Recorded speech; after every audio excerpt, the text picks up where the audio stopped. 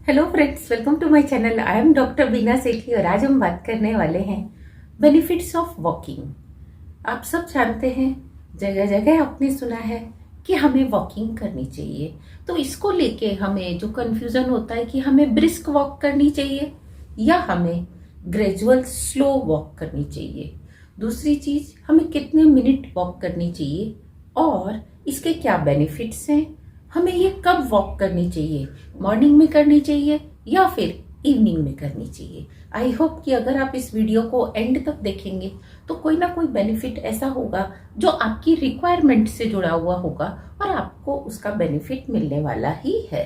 तो सबसे पहले हम देखते हैं कि जब हम वॉक करते हैं तो हमारी कौन सी मसल्स ज़्यादा काम में आती हैं। तो डेफिनेटली आप सब जानते हैं कि ये जो आपकी लेग्स की मसल्स हैं ये सबसे ज़्यादा काम में आती हैं। ये तो आपको ऑब्वियस होता है, लेकिन हमारे ब्रेन की मसल्स जो हैं वो इससे भी ज़्यादा वर्क करती हैं, क्योंकि वो ही आपकी मसल्स को गाइड करती हैं कि आप इस तरफ रखो, अब ऊंचा आ गया है या नीचा आ गया है। तो हम अपने ब्रेन को क्या करते हैं, एक टास्क दे देते हैं जब हम वॉक करते हैं।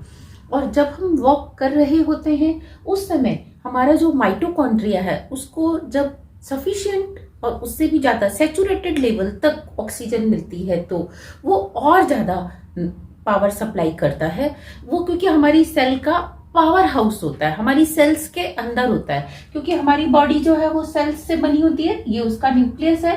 तो ऐसे यहाँ पे जगह जगह क्या होते हैं, माइटोकॉन्ड्रियाज होते हैं और माइटोकॉन्ड्रिया ही जो है वो पावर हाउस का काम करते हैं, आपको पावर देते हैं, एनर्जी देते हैं। तो जब इसको सफिशिएंट ऑक्सीजन मिलती है तो आपके माइटोकॉन्ड्रिया एनरिच हो जाते हैं, जिससे आपकी पूरी बॉडी एनर्जेटिक हो जाती है। उस समय आपको लग सकता है 2 मिनट के लिए, 4 मिनट के लिए कि यू आर फीलिंग टायर्ड, क्योंकि वो एक टेम्परेरी फेज है। उसको करने के बाद you will feel that you are energetic. इसी तरीके से आपका जो कार्टिसोल लेवल है वो कम हो जाता है। कार्टिसोल लेवल कम होने का मतलब क्या है, स्ट्रेस कम हो जाता है, क्योंकि cortisol level is directly proportional to stress. आपके पास जितना ज्यादा कार्टिसोल होगा उतना ज्यादा क्या होगा, स्ट्रेस होगा।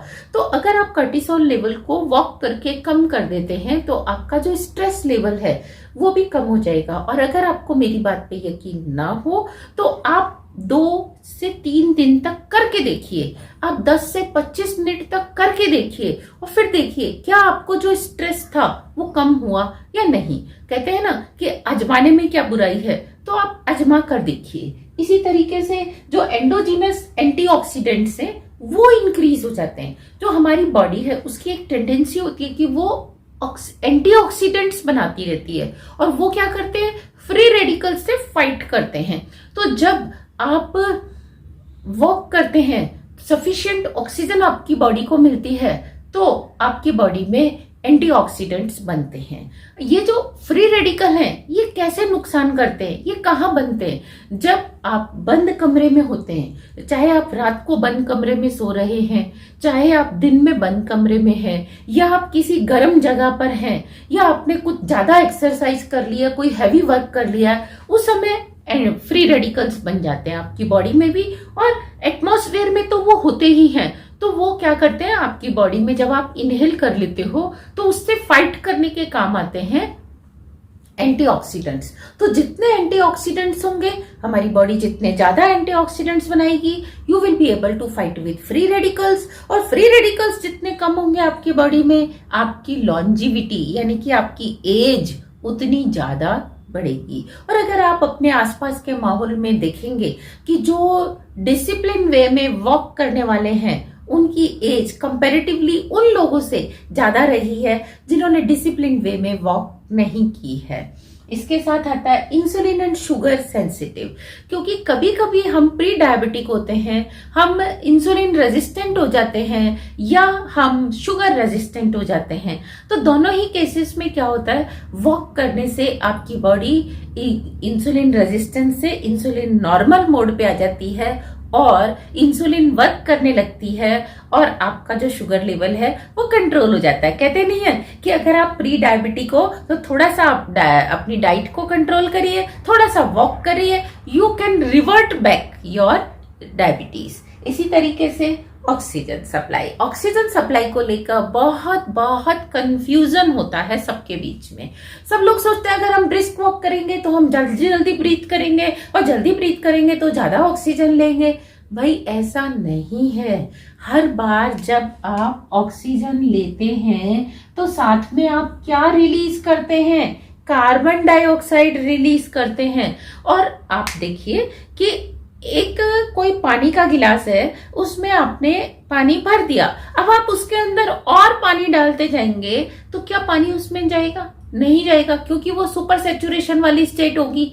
इसी तरीके से जब आप की सेल्स, एक बार जो लंग्स की सेल्स हैं वो ऑक्सीजन से सैचुरेट हो गई और अब आप क्या कर रहे हैं, और भी ज्यादा ब्रिस्क वॉक करते जा रहे हैं, तो क्या वो ज्यादा ऑक्सीजन ले पाएंगे? नहीं, बल्कि जो आपकी बॉडी की कार्बन डाइऑक्साइड है वो बाहर नहीं जाएगी। और साथ में जब आप इतनी जल्दी जल्दी करते हैं तो पूरी बॉडी में उसकी उतनी ज्यादा सप्लाई नहीं हो पाती। और कभी कभी आप देखते हैं आपको पेन होने लगता है, आपकी मसल्स में लैक्टिक एसिड बनने लगता है और वहां से आपको स्वेलिंग, थोड़ा सा दर्द होने लगता है, थोड़ी सी स्टिफनेस हो जाती है आपकी मसल्स में। That is only because of anaerobic oxidation, की आपकी सेल्स में वहां एनारोबिक ऑक्सीडेशन हो जाता है और वहां पे लैक्टिक एसिड जनरेट हो जाता है। फिर उस लैक्टिक एसिड को सैचुरेट करने के लिए या न्यूट्रलाइज करने के लिए आपकी बॉडी बाइकार्बोनेट्स वहां भेजती है, रिलीज करती है, तो इनडायरेक्टली कार्बन डाइऑक्साइड ज्यादा पहुंच जाती है। तो इसीलिए brisk walk is not advisable. Only thing is that कि अगर आप ब्रिस्क और नॉर्मल वॉक का कॉम्बिनेशन करते हैं तो that will be the best option for you, कि ना तो आप सिर्फ बहुत ही स्लो वॉक कर रहे हैं या बहुत ही ब्रिस्क कर रहे हैं, आप दोनों का कॉम्बिनेशन करिए। आप 1-2 मिनट तक ब्रिस्क वॉक करिए, फिर आप ग्रेजुअल चलिए, स्लो मत चलिए, फिर आप 1-2 मिनट तक ब्रिस्क चल के फिर आप 2-4-5 मिनट, जब तक आप कंफर्टेबल नहीं होते तब तक आप क्या करिए, ग्रेजुअल चलिए। लेकिन ब्रिस्क वॉक को 1-2 मिनट से ज्यादा बिल्कुल मत करिए, इसका रिवर्स इफेक्ट होता है। दूसरा, आपके हार्ट को ज्यादा काम करना पड़ता है और अननोइंगली अगर आपको अभी तक हार्ट की कोई प्रॉब्लम नहीं हुई है तो आपको पता भी नहीं चलता कि मेरे हार्ट में कोई प्रॉब्लम है, और वो बढ़ सकती है आपकी प्रॉब्लम, एग्जैगरेट हो सकती है आपकी प्रॉब्लम। तो इसीलिए अपने हार्ट से उतना ही काम लीजिए। और आप ये देखते हैं बहुत लोग इन दिनों, तो आपने न्यूज में भी सुना होगा कि जो लोग ज्यादा जिम पे जाते हैं तो जिम से घर आने के बाद उनको क्या होता है, एकदम से हार्ट अटैक आता है, किसी को 2 घंटे बाद आता है, तो किसी को जिम पे ही तुरंत आ जाता है। तो जब वो ट्रेडमिल पे बहुत फास्ट कर रहे होते हैं तो ये उनके हार्ट के लिए अच्छा नहीं होता। कई बार उन्हें पता ही नहीं होता कि मेरे हार्ट में कोई छोटी सी प्रॉब्लम है, और अगर वो शायद इतनी ब्रिस्क ट्रेडमिल नहीं करते तो क्या होता कि उनका हार्ट और अच्छे से काम करता रहता। लेकिन आपने एकदम से उसको काम करा के उसको ब्रेक कर दिया। इसी जैसे आप समझिए, आपके हाथ को आप ऐसे ऐसे शायद जीवन में अरबों बार कर सकते हैं, करोड़ों अरबों बार कर सकते हैं, लेकिन आपने एक ही बार इसको बहुत ज्यादा पीछे कर दिया तो ये चला जाएगा। इसी तरीके से बोन डेंसिटी, आपकी जो बोन डेंसिटी है वो इंक्रीज होती है जब आप वॉक करते हैं। डेफिनेटली जब आप वॉक करते हैं तो क्या होता है, आपकी बोन्स भी तो वर्क करती हैं, मसल्स उनको पुल करती हैं, कभी रिलीज करती है, कभी कॉन्ट्रैक्ट करती है। तो इस तरह से क्या होता है कि वो बोन्स भी स्ट्रेन में आती हैं, फिर वो रिलैक्स होती हैं, फिर स्ट्रेन में आती हैं, फिर वो रिलैक्स होती हैं, और इतनी माइन्यूट आती हैं कि आपको पता भी नहीं चलता। जैसे पेन है, इसको मैं ऐसे करूंगी तो थोड़ा सा स्ट्रेन में आएगा, फिर छोड़ दूंगी तो क्या होगा, वापस ऐसे आ जाएगा। इसी तरीके से मूड देखो, डायरेक्ट इनडायरेक्ट आप इसको कैसे भी समझ सकते हो। जब आप बाहर जाते हो, ऑक्सीजन ज्यादा लेते हो, तो आपको क्या होता है, मूड तो अच्छा होता ही होता है। प्लस 2-4 लोग मिलते हैं, कोई आपको नमस्ते करता है, आप किसी को नमस्ते करते हो, और कोई आपका दुख सुख बांटता है, आप किसी का दुख सुख बांटते हो। तो उससे क्या होता है, आप जब बाहर निकलते हो यू फील अ चेंज।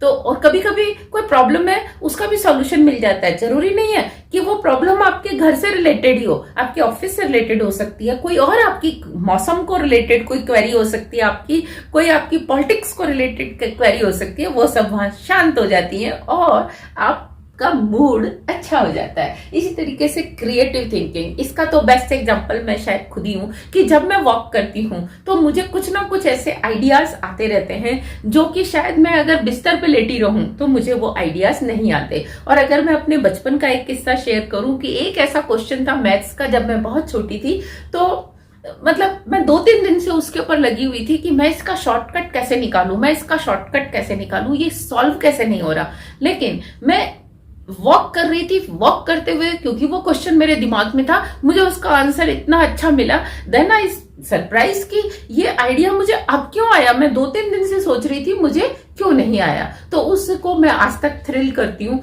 कि डेफिनेटली क्रिएटिव आइडियाज तो आपको वॉक के टाइम आते ही आते हैं। सिमिलरली जो माइक्रोबियल डाइवर्सिटी है, जब आप बाहर जाते हैं और तरह तरह के माइक्रोब्स के कांटेक्ट में आते हैं तो आपकी बॉडी क्या करती है, उनके एंटीबॉडी बनाती है। तो आपकी बॉडी में मिलियंस ऑफ एंटीबॉडीज बनने लगती हैं अगर आप मिलियंस ऑफ माइक्रोब्स के टच में आते हैं। और अगर आप बिल्कुल हाइजीनिक और अपने एसी रूम में ही बैठे रहेंगे तो आपकी बॉडी धीरे धीरे इम्यून सिस्टम क्या होने लगता है, आपकी बॉडी का वीक होने लगता है। इसी तरीके से किलर सेल्स जो होती हैं, खासतौर से अगर हम कैंसर सेल्स की बात करें तो वो किलर सेल्स भी तब एक्टिव ज्यादा होती हैं जब वो ऑक्सीजन से सैचुरेटेड होती हैं और वो कैंसर सेल्स को हील करने में भी आपकी हेल्प करती हैं। इसी तरीके से रिड्यूस्ड इन्फ्लामेशन, अगर आपको कहीं स्वेलिंग है तो आपको कई बार देखा ना मसाज करने से थोड़ी सी हेल्प मिलती है, और कहीं पेन है तो आपको गर्म पानी में या कोई बर्फ के पानी में रख के आपको हेल्प मिलती है। तो इसी तरीके से जब आप उसको मूविंग कंडीशन में लेके आते हो, वर्क करते हो, तो मसल्स को अगर आप रोके रखोगे तो वो हील अप नहीं होंगी, लेकिन आप उनको चलाते रहोगे तो क्या होंगी, जल्दी हील अप होंगी। खासतौर से आपने इसको देखा होगा कि जब आपको कहीं फ्रैक्चर हो जाता है तो आपको डॉक्टर्स अगर हाथ पे प्लास्टर भी चढ़ाते हैं या बैंडेज टाइप की भी लगाते हैं तो आपको कहते हैं आप मसल्स को क्या करते रहो, मूव करते रहो। उससे क्या होगा कि आपकी जो बॉडी है वो वहां पे ब्लड सर्कुलेशन होता रहेगा। तो जब आप मूव करते हैं तो आपका इन्फ्लेमेशन भी क्या होता है, क्योर हो जाता है। इसी तरीके से एनहांस विजन, इसको लेकर तो कई लोगों को इसकी इंफॉर्मेशन ही नहीं है। कैसे नहीं है, जब आप 10 बाई 10 के कमरे में बैठते हो और सपोज आप दिन के 18 घंटे 10 बाई 10 के कमरे में ही रह रहे हो, एक कमरे से निकल के दूसरे कमरे में चले गए, दूसरे से निकल के किचन में चले गए, तो आपकी आईज को जो फोकल लेंथ सेट करने के लिए ऑप्शन मिलता है वो केवल मैक्सिमम 10 फीट तक होता है। और 10 फीट से नीचे या ऊपर छत तक भी देखोगे तो आप 10 फीट से ज्यादा ऊपर नहीं देखोगे। तो आईज की जो मसल्स हैं वो केवल इतना ही एक्सपैंड और कॉन्ट्रैक्ट होती हैं कि वो अपने आप को 10 फीट की जो विजन है वहां तक अपने आप को सेट कर सकें। लेकिन आप देखोगे कि जब आप खिड़की खोल देते हो तो आप बाहर आसमान तक देखते हो, तो आपकी आईज को ऑप्शन मिलता है फोकल लेंथ को कहां तक सेट करने का, आसमान तक सेट करने का। बीच में आप पिलर्स भी देखते हो, आप बीच में फ्लाइंग बर्ड्स भी देखते हो, आपको कोई हो सकता है एयरक्राफ्ट भी जाता हुआ मिल जाए, कोई पेड़ मिल जाए, आपको दूर खड़ा हुआ पेड़ दिख जाए, कोई गाड़ी चलती हुई दिख जाए। फिर आप गाड़ी के साथ साथ क्या करते हो, अपनी आईज को इधर उधर करते हो, तो उससे क्या होता है, गाड़ी पास पास आ रही है तो आपकी आईज भी पास पास आती हैं। तो उनका जब विजन पास, फोकल लेंथ धीरे धीरे चेंज होती है तो इनडायरेक्ट आपकी आईज की क्या होती है, वो मसल्स की एक्सरसाइज हो जाती है।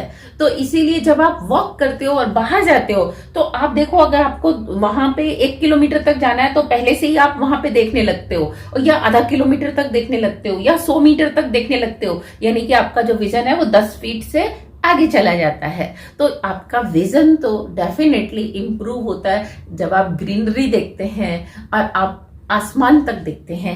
और ये मेरी एक सिंसियर एडवाइस है, अपने घर में एक ऐसा झरोखा जरूर रखिए जहां से आप आसमान को सुबह शाम देखते रहें। एंड आई एम ब्लेस्ड कि मेरे घर में हर कमरे में एक ऐसी खिड़की जरूर है जहां से मैं कमरे में बैठे बैठे खाना खाते खाते भी क्या कर सकती हूँ, आसमान को, खुले आसमान को देख सकती हूँ। And I love this, I like this.